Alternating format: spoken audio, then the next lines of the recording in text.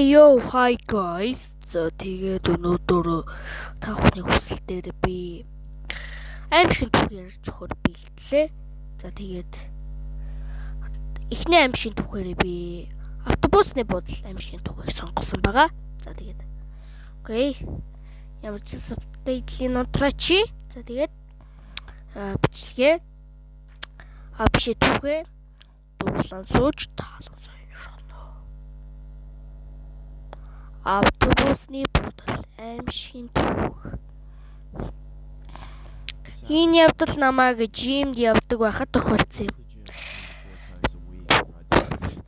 Тэгээд би нэг өдөр жимэд хараад автобуснаас би хоцорч гисэн юм. Тухайн үед хэд их тасгал хийснээс болоод миний би хөнгөрчихсэн байж магадгүй юм. Дараагийн цас бодорсон өвлийн орой байсан юм. Нэг автобуснаас хоцорсон бол дараагийн автобус идэх гэж үнэхээр удна. Би ч үнийг сайн мэддэг л. Тэгээд нүдээ эргүүлээд хартал автобусны зүүн жигүүрээс нэгэн эрэхтэй ирж байв. Би ч нэг их юм бодолгүй дуугаа сонссон юм. Тэгтэл тэр эрэхтэй над руу ширтээд байв. Тэр бүдүүн хоолоогоор чи хаашаа явж байгаа юм гээд. Тэгэд би чихвч аваад тэр танд их хамаагүй баха гэв.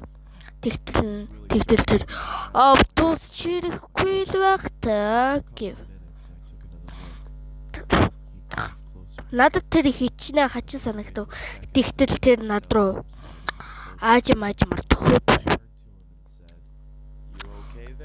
Та чинь яаж яана гэтэл тэр үнэхээр хачин царайтай босч ирсэн ээ. Гинт үсэрсэн.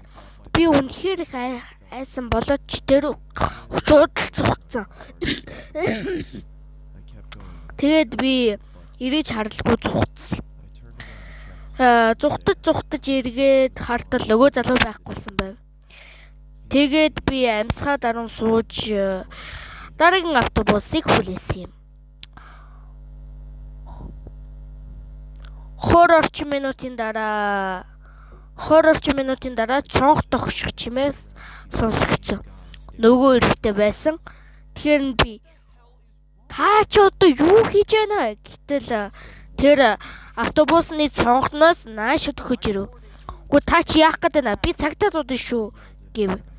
Би шууд зүхтэж болох байсан ч зүнхээ түүний ард түлтэйсэн байл. Тэр над руу аажмаар төгсөн байв. Би үнэхээр хайсан. Тэр үнэхээр аимшигтай ууртай царай гаргаж шууд над руу усрав. Би түүнийг амьсгалж байгаа эсхийг шалгахын тулд хүрсэн боловч тэр түүний толгоноос цус гарав.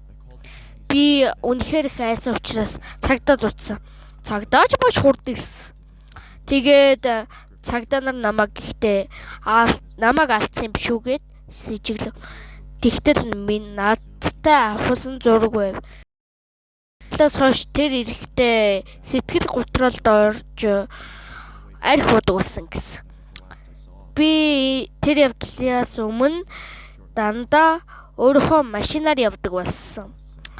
Энэ явдал чамд ч ихсэн тохиолдож магадгүй гэдгийг сануулж байна. Бичлэг таалагдсан бол лайк, subscribe дараад хүлээж өгөөрэй. Дараагийн аимшигын түүх тунгадахгүй орох болно.